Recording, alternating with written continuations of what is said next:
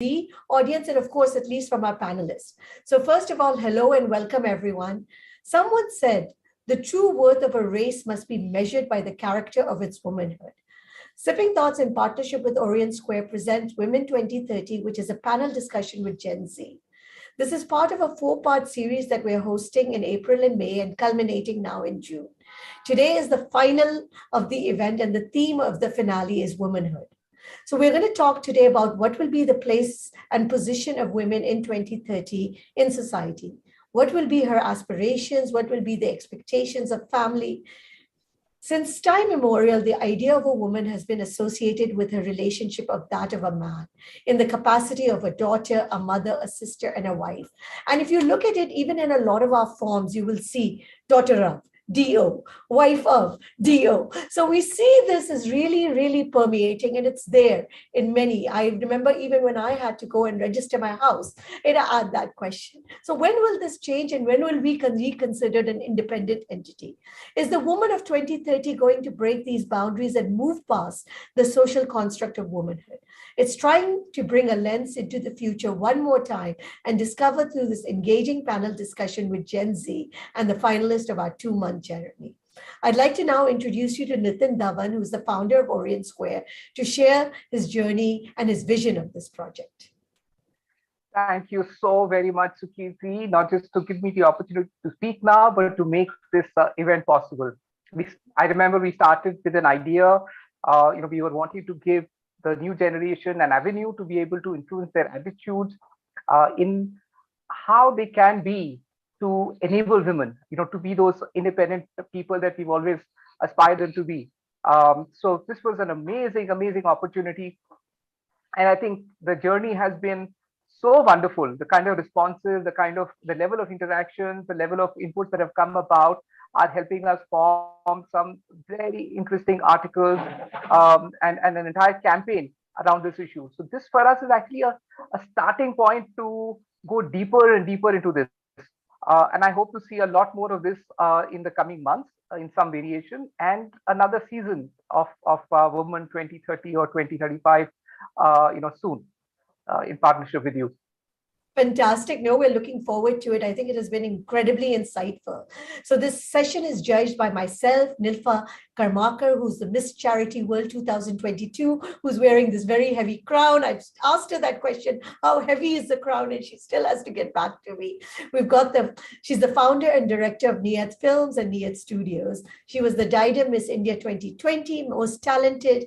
And we've also got with us Mrs. Vimla Dorairaju, who is the CEO of Mums at Work, and she's a renowned expert in sales, customer service, training, and new business development. Wow. So we are going to be talking with also them and our 5 representatives, and these are our 5 finalists, because they've been actually on the last sessions, and we were so inspired by their answers that they are now in the final round. We will be crowning the winner. And so from our side, we will be also giving the crown to one of these 5 aspirants, or the winner of Woman 2030 today. So a little bit about Nilfa. She is an architect by qualification who loves films and videos, and it inspired her to become a filmmaker. She started off as a teenage YouTuber. She self-learned film direction and established her own production studio.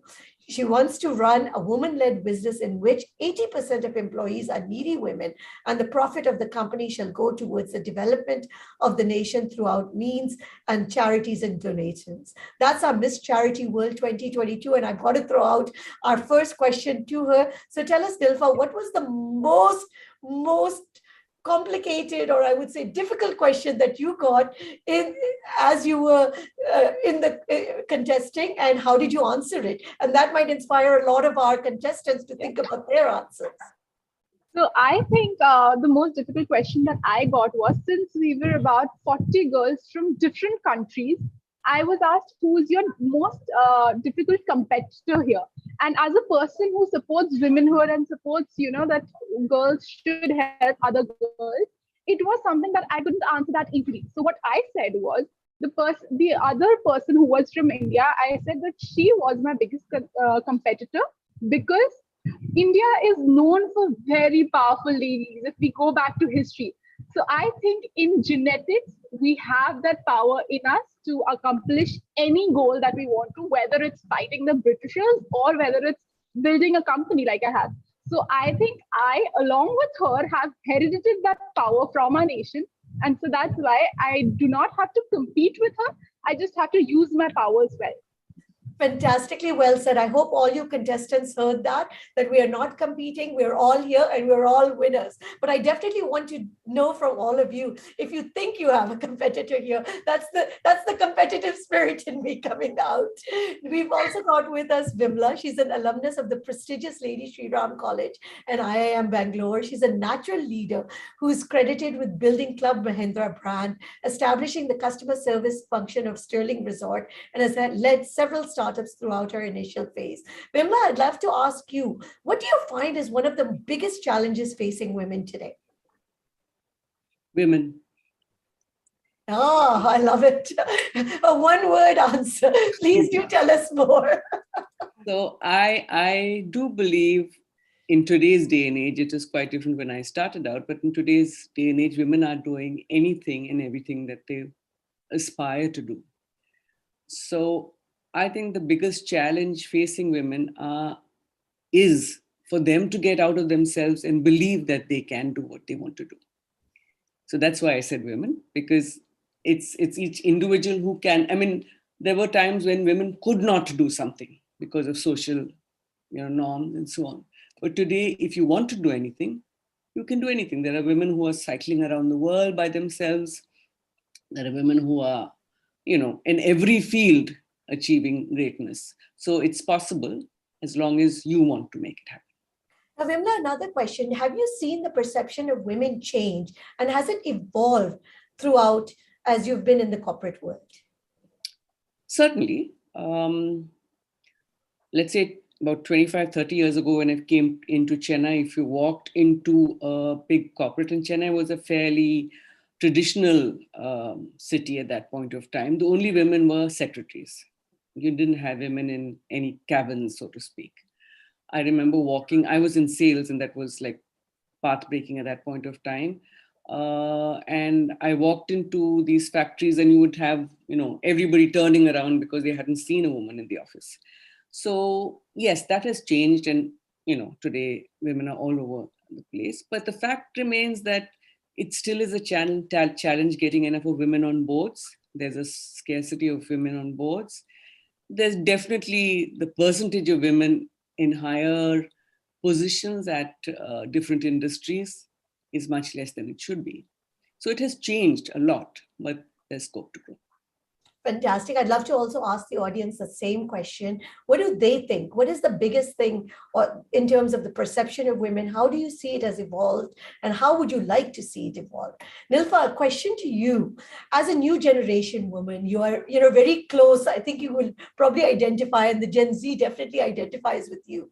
What attributes do you want to be recognized for?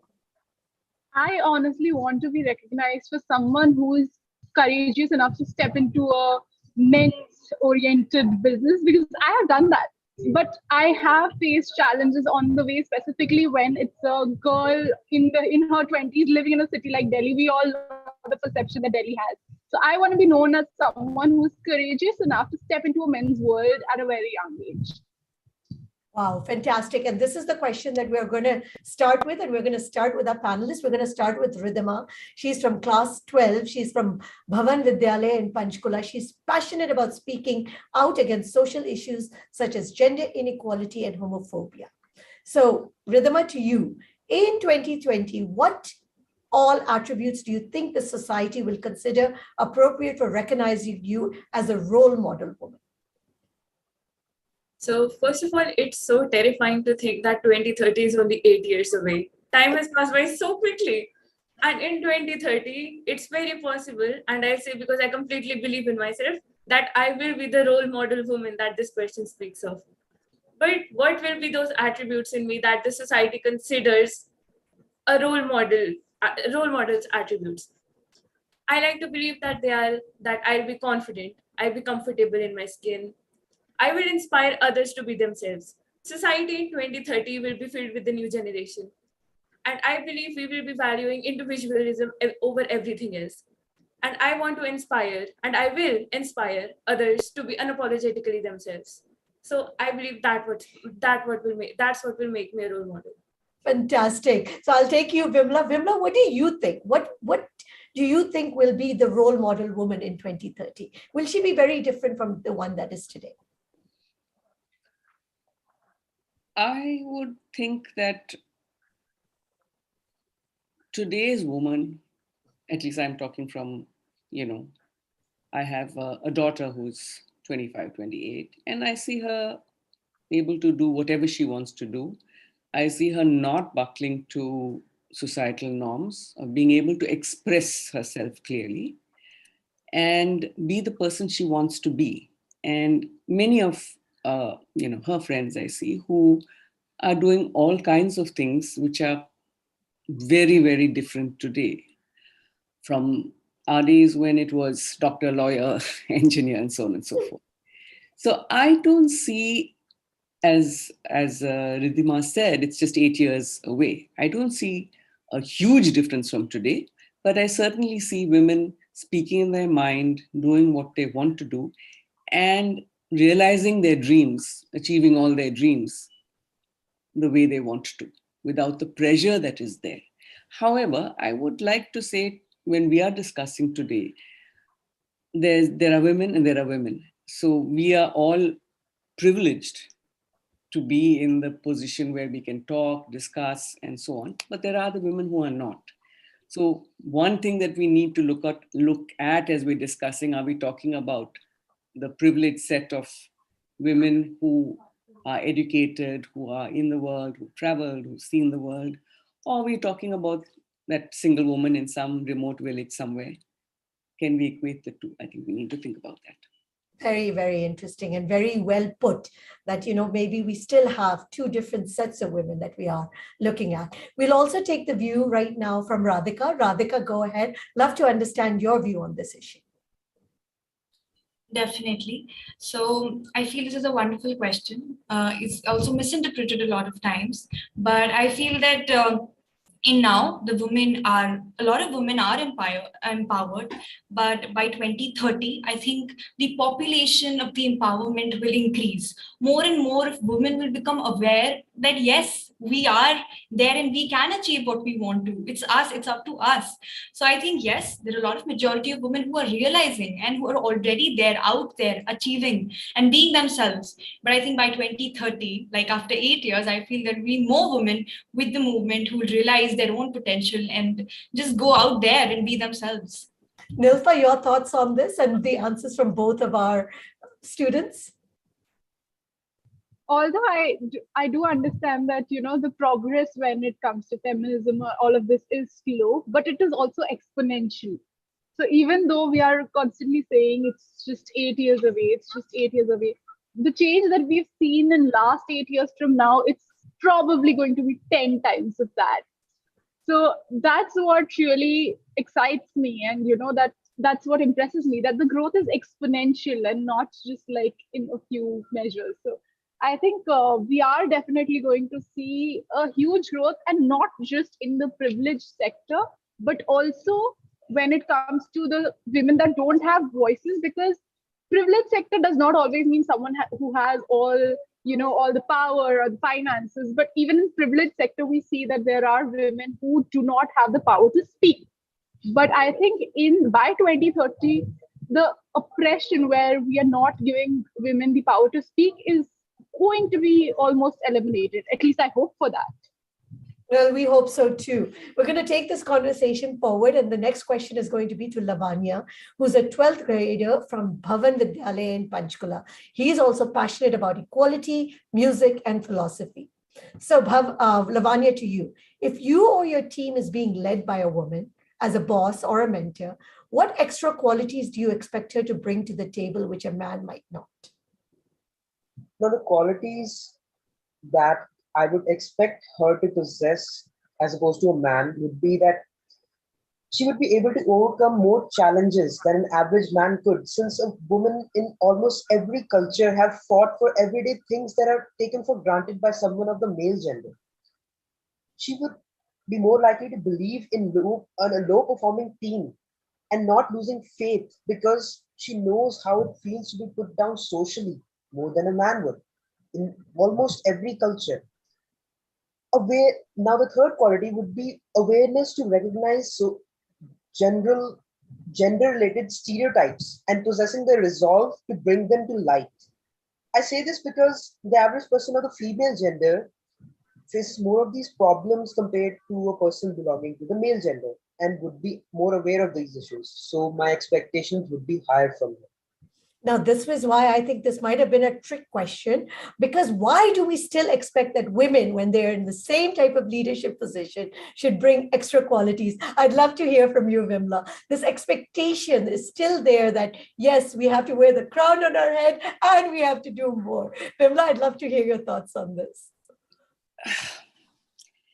I think, again, it's the woman itself. When you are in a man-dominated world, and I was for most of my working career, you put the pressure on yourself that you need to compete and be better, right? So that pressure keeps coming on. And I think from a qualifications point of view or an ability point of view, in most jobs, women, are equal to or better than men. The pressure or the problem is when they have to balance different wheels of their life. And that's where men have the advantage, because they can't balance. They can balance, they can just get away and run away from home and it's fine. So that's where the challenge happens. And the expectation from, say, the corporate or wherever you're working is that those things don't count. So the woman has to bring her 100% into her 100% at work, and the other things don't count. And I think that's where it differs. Otherwise, from a qualification or ability point of view, there's no issue. The second thing I think that women do bring into corporate life is they are better leaders, because they use an approach which they use with their family, which they use with their children. They are coaches rather than bosses. And I think that is a very valuable thing that women bring into the corporate world. Fantastic. Very well said. I think I was just reading, I think this week the IAS results came out and the top 3 or 5 were all women. So again, kudos. So when you talk about qualifications and you talk about academics, I think we're right there, and we're showing that in almost every career and profession.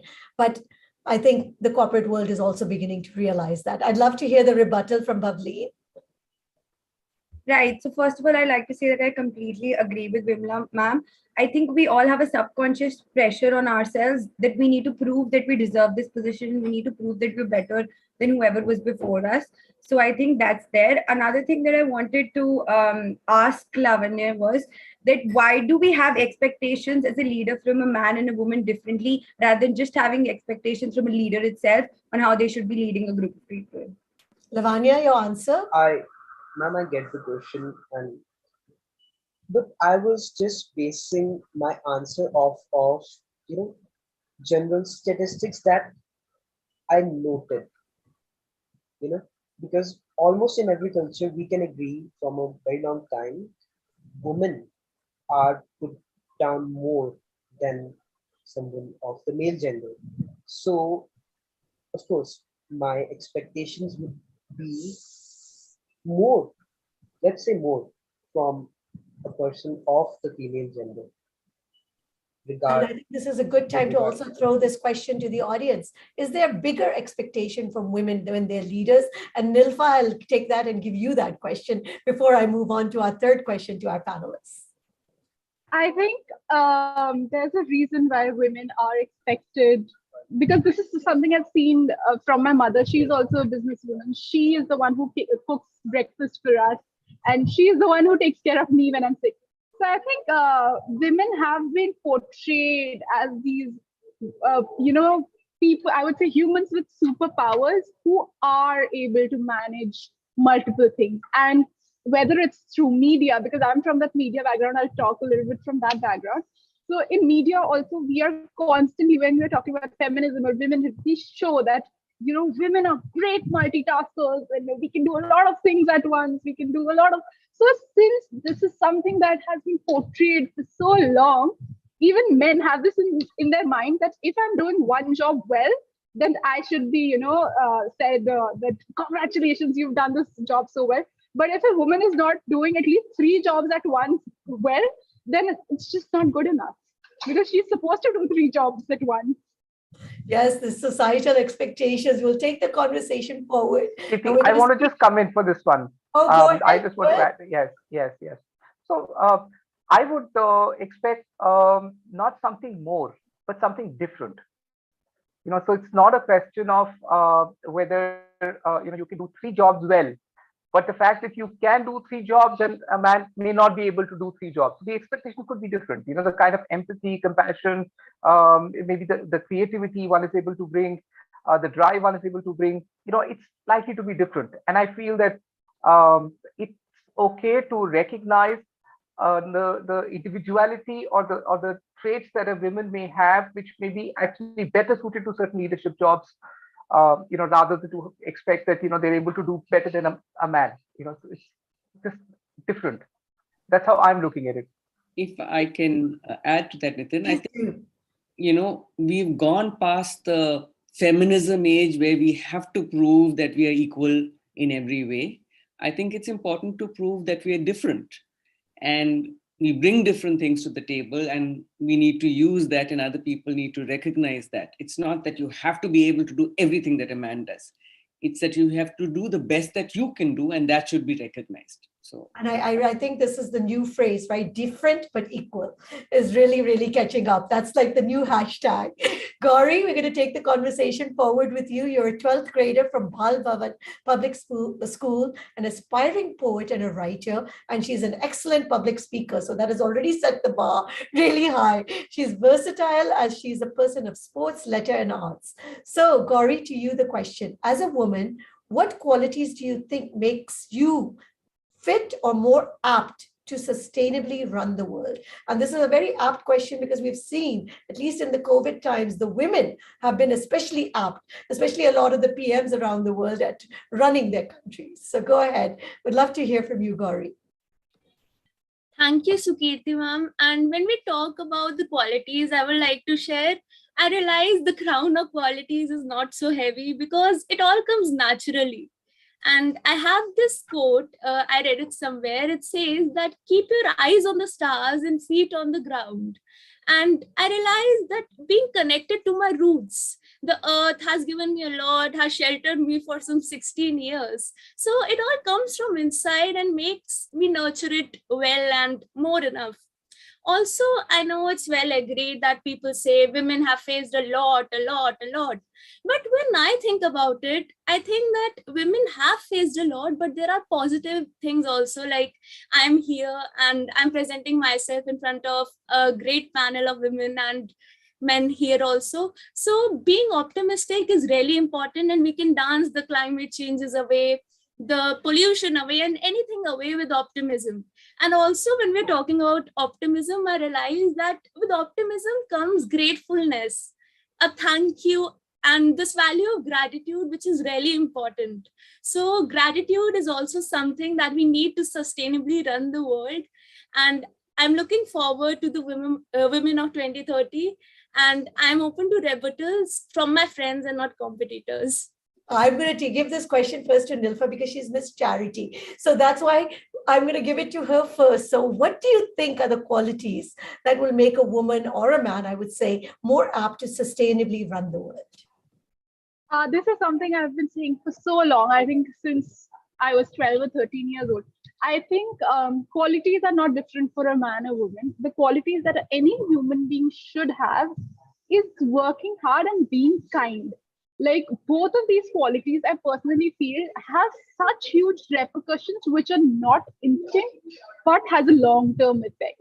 And a lot of us think, sometimes being rude shows power, or sometimes, working smartly and taking the shortcut might give you a longer goal or a good goal. But I feel that the end thing that everyone should concentrate on, the two qualities, is just working hard and being kind to anyone and everyone, irrespective of their gender, their caste, their background, anything.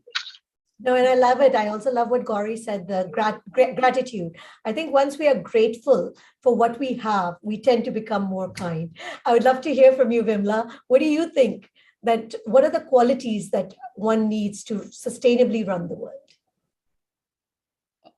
I think the one basic quality, and that's something that we at Mums at Work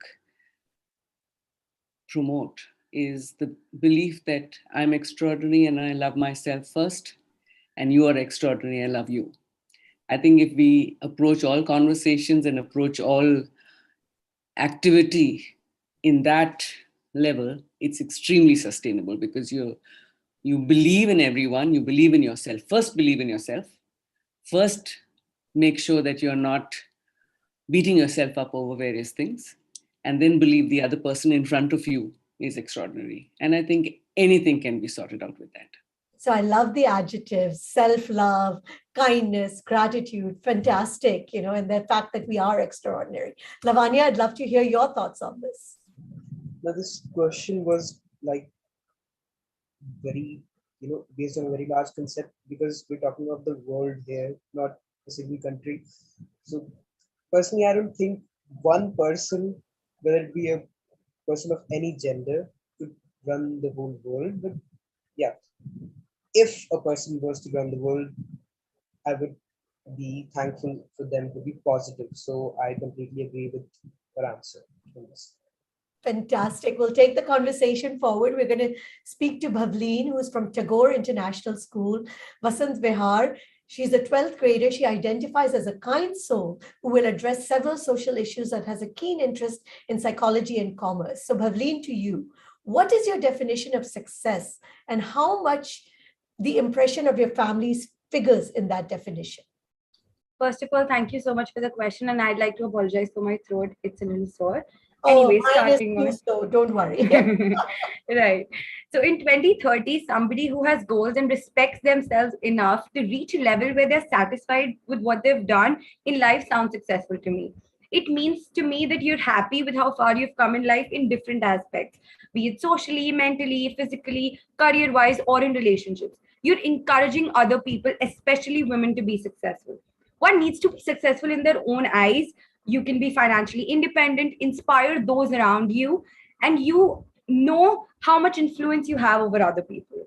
Success can be defined in so many ways, but to me, it indicates how you cope up with your trauma, or how you've dealt with social restrictions at your worst, or maybe how patient, strong, and resilient you are when people around you keep pulling you down, or how you treat others that don't have the same resources as you have. For me, being a $1 million businessman or meeting your family's expectations of success isn't what actual success is. It is exploring and trying so much that the times you fail overpowers the time that you've succeeded in life. Just like Bo Bennett said, success isn't what you have, it's who you are. Very answering nice. Answering the second part of the question, the impression of one's family matters to different people in different ways.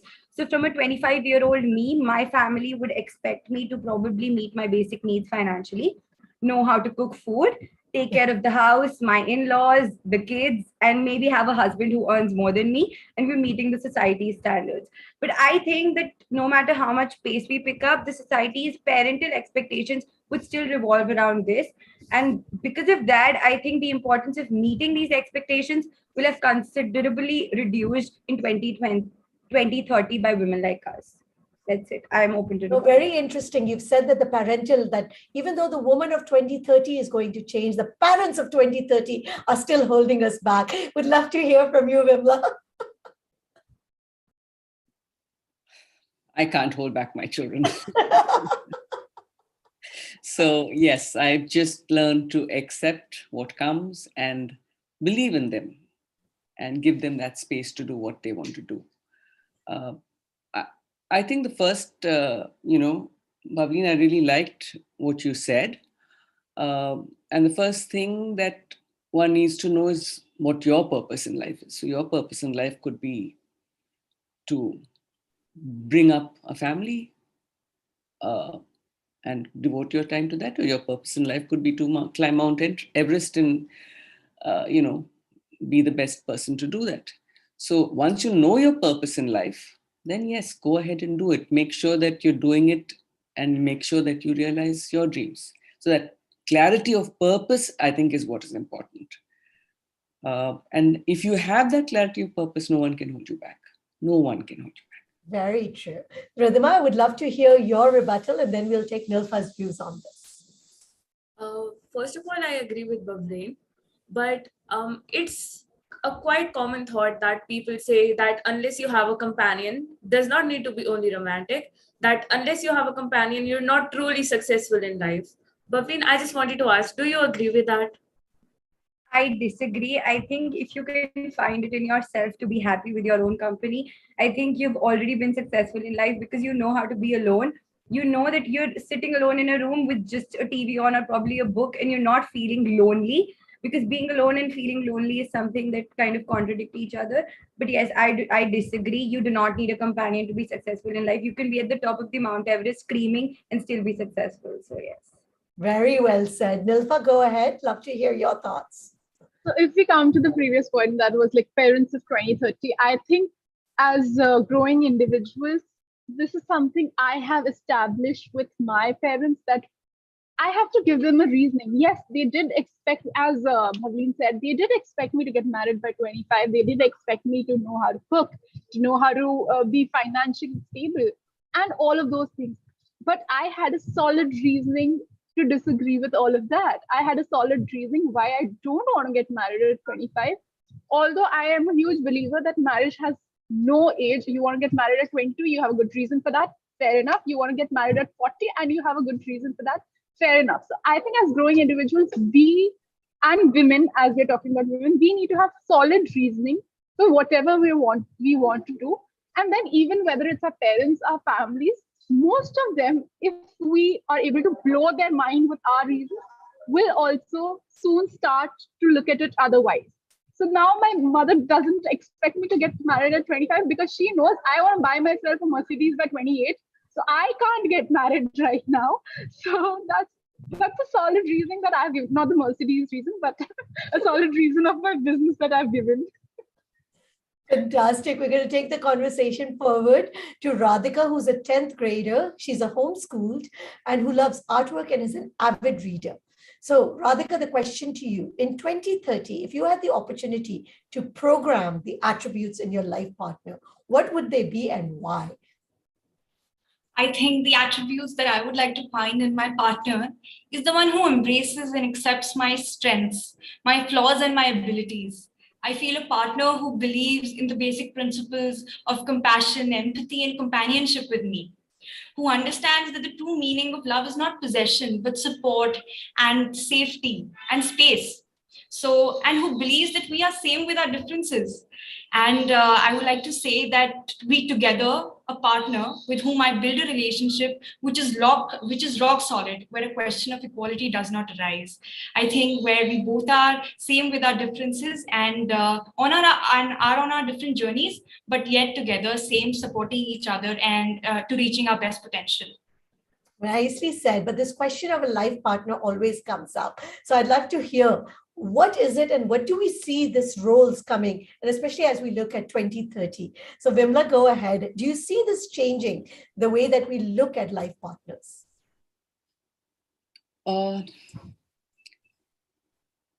I think life partners, and as Radhika aptly put it, being able to follow your journeys and support each other is what is the best in a life partner, right? So recognizing who you are, loving who you are with all your flaws and all your strengths is what one needs in a partner. And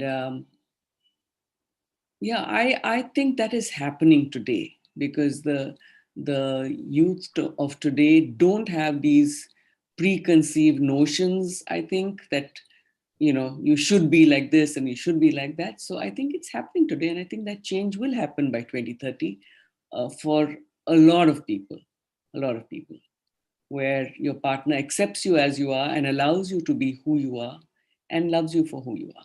Yeah. Fantastic. I'm going to take rebuttal from Gauri and then Nilfa's views on this. Go ahead, Gauri. Thank you, ma'am. And also, I agree with you, Radhika and Vimla, ma'am. But I think that if we want someone to treat us the way we want to be treated, first of all, we need to treat them that way also. The way you treat others is the way others will treat you also. So I have a question to ask from Radhika. Like, expectations are quite different from reality. So if your life partner doesn't turn out to be as per your expectations, would you try to mold him as per your expectations, or would you make do with the little imperfections? I think, as I said, that in a relationship, we have different personalities coming together. So, of course, everything cannot be as per, a mark that I have said that, it should be this, it should be this. Of course, there are certain compromises, but I feel when you are with a partner, I think it should be a very serious decision where you know that there are some basic principles that you share, and in the due course of time together, you grow and build a relationship that you both agree by. So I feel it's both the personalities that come together and build that sort of understanding and relationship. So very nicely said. And I'm going to give it to you, Nilfa, because what qualities would you program in your life partner?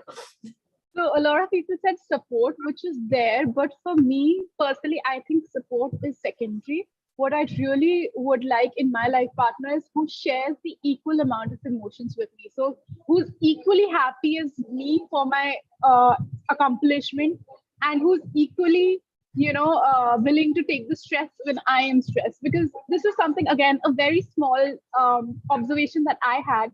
Once I had seen a very close family friends of ours, when the lady, was getting an award, the husband was happy. But once the husband was getting an award, the wife was, I don't know, even joyous is not the right word, excited is not the right word. She was way more than happy.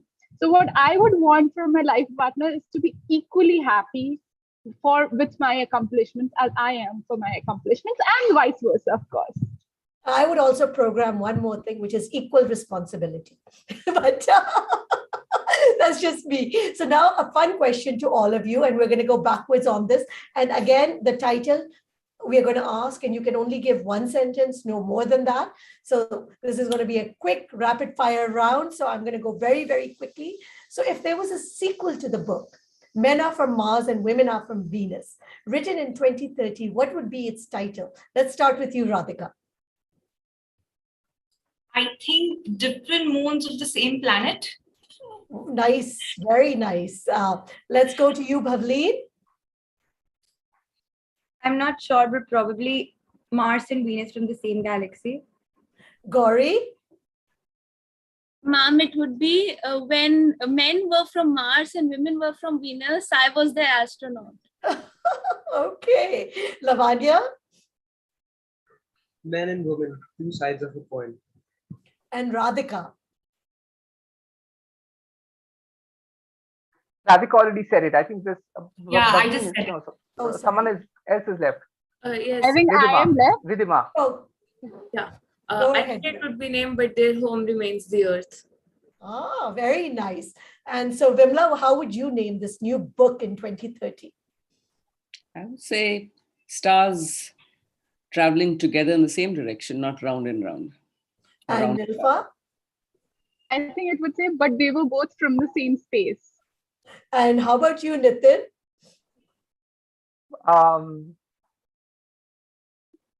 Well, women are from Mars and men are from Venus. Well, I would have said, thank God they didn't call it Pluto, because it would have no longer been a planet. But, but with that, I hand it over to you, Nitin. All right. Thank you. So it was such an amazing discussion. I think the insights that have come out are lessons for the society, actually a great lens into what the society is going to look like, and an opportunity for all of us to see what's going well today and maybe accelerate towards that, whatever is going well. And also to be able to look at what are the things that are not going so well and to be able to introspect and see what we need to do differently so that we don't end up where we don't want to end up. So we also had a survey on the same topic with hundreds of students. We had 150 plus students participate in this, and not surprisingly, the results of the survey are fairly aligned with what our participants have spoken about today. So here is a peek into what the survey said. Now, 1 second. Is it visible? Yes, it is. The Madhur survey summary? Yes. Yeah. All right. So to the question, when we talk about women in 2030, what exactly comes to your mind? So the aspect about freedom and liberation, a woman who's free to choose whatever she wants to do. That's 45 or 46% of the respondents.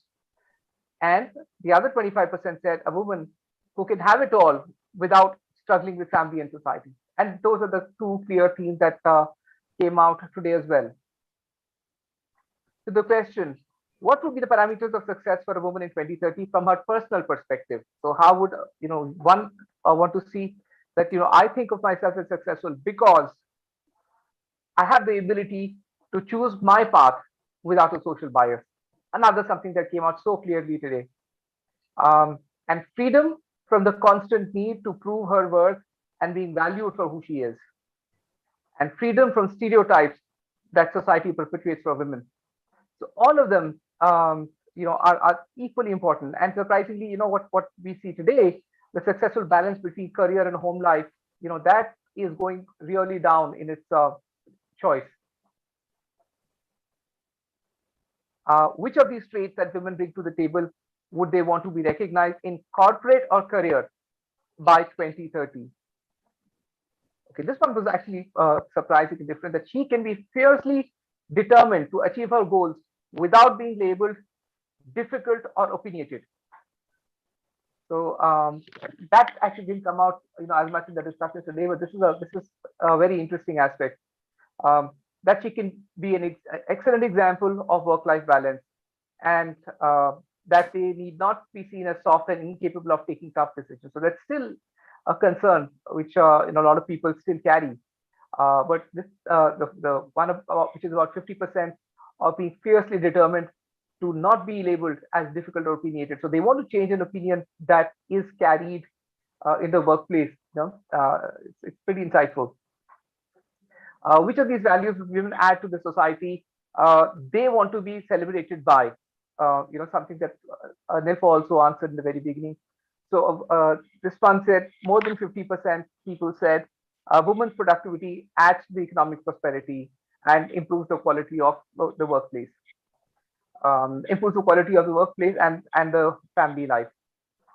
And about 21% people said they can choose to have economic independence and also give that up if their family needs or demands so. So I think somewhere the economic productivity is weighing heavy on the minds of the society, on how they would like to be recognized and celebrated. Now, a couple of subjective questions. Do you think that women by the year 2030 would be as emancipated as they wish to be? So the response to this is that it has changed. Things have.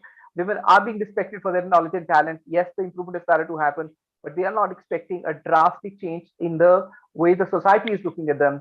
The conditions will be better. So the change is the way it's emerging is that the change in the minds of the women themselves is far faster and exponential, and the society and the family is going to be lagging behind a little bit, from how it's appearing. What are your aspirations for a woman in 2030? Yeah, the woman in 2030 will have the choice to choose and pave the path for her life. So freedom and freedom of choice, freedom of taking on what they want to do, and she can reach the heights of her career, even inspire people around her. So a woman can be whatever she wants to be, and even influence the people among her. So the shackles are open now. I love it because I think this really defines what we would say is the woman of 2030. And this is the aspiration that she will have the freedom to choose and pave the path of her life. And no one has the right to force her and to become whatever because of their opinions, but she can actually live her life according to her opinions. So I love that. And I think that really sums up what and who we wish the woman of 2030 to be. I would love to hear your closing remarks, Vimla. Do you think would be the woman of 2030? I love the first slide, I think first or second slide, because what we believe in is that a woman should have it all and have it all completely the way she wants it. So being able to balance family, career, aspirations, physical health, mental, emotional, everything, and have it all is what we want to do, one woman at a time. And I feel that that's going to happen. Fantastic. What about you, Nilfa? What do you think the woman of 2030 will be like? I think women of 2030 will be like someone who speaks up for themselves, doesn't hold back any thoughts or emotions that she has because of societal norms, and someone who's just empowered to do whatever she wants. Fantastic, fantastic. I hand it back to you, Nitin. I know you want to play a video, and then we will be announcing the winner of this exciting series that we've had, the Woman of 2030. Yes. So before I go, just one comment from my side. So, in terms of what we feel that we still need to improve. So what's emerging clearly is that the women themselves are able to liberate themselves. They're able to see themselves as someone, who can do, who should do whatever they feel like doing without feeling the societal pressure. But the society and the family doesn't seem to be actually, catching up with how the women are feeling. So I think that's an aspect which needs to be strengthened. The influence on the family and the society to keep up with how the women are seeing themselves. So that's a space which will emerge as an opportunity to look at. So now this is the time also to thank our sponsors, Talerang and Nancy Katyal. Yes, Nancy Katyal. They have been very generous in giving some top rewards to our participants, finalists. All five finalists are going to be getting rewarded, and the top person is going to be getting some very, very interesting rewards from both of these sponsors. Here's a small video I'm going to be playing, and we are compiling also the results. Just one second.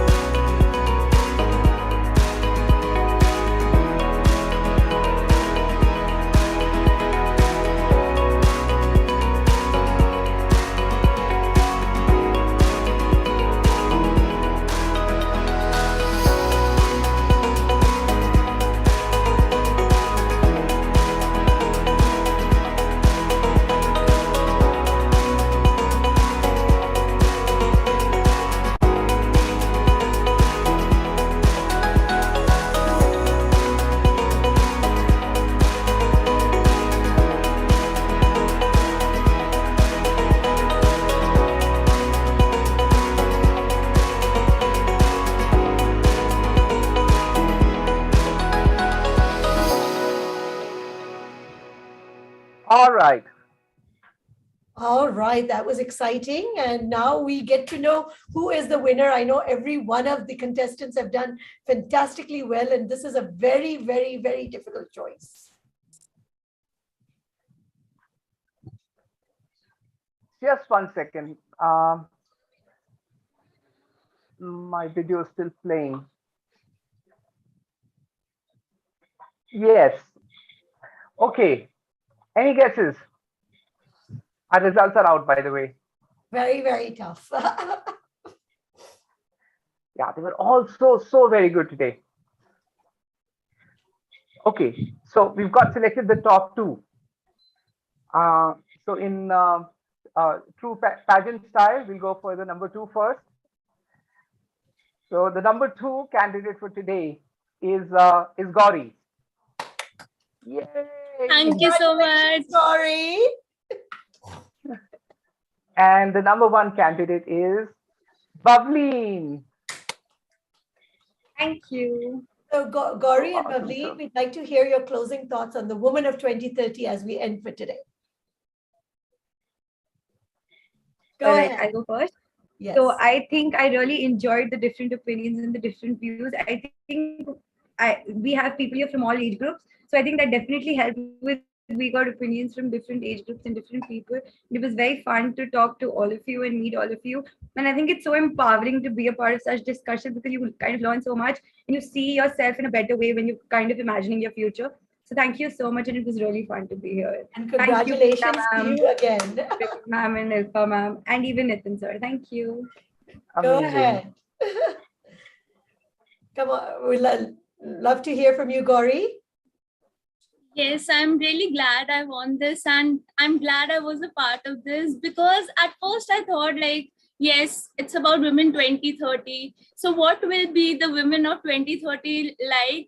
And till we read this last finalist discussion, I realized, oh, the women of 2030 includes me also. So it was really a great chance for me to present myself and also learn from the varying opinions of the people out here and meet so many renowned people. Thank you, Nitin sir, Sukirti ma'am, Vimla ma'am, and Nilfa ma'am for dropping in your opinions also today. And all the panelists who are here, who have guided me till here, and for your beautiful insights. Thank you so much. So once again, congratulations, Bavleen and Gauri. Nitin, your closing words as we end for today. No, I am so satisfied with what has happened, and so inspired to take this thing forward. I mean, all the new generation has filled me with so much energy and enthusiasm. I feel so determined to do what it's going to take to enable the woman of 2030 to be who she wants to be, who she can be. So thank you very much. And Well, thank you to the judges as well. And thank you so much, Sukirti. Thank you, Vimla. Thank you, Nilfa. Thank you, Nitin. And like I said, we hope these dialogues kind of trickle some kind of emotion, some thought in all of you. So with that, we wish you an awesome Saturday. And this is the closing of the Woman 2030. Thank you. Goodbye. Have a great day. Bye-bye. Bye-bye. Thank you. We'll look forward to season 2. Yes, Dad.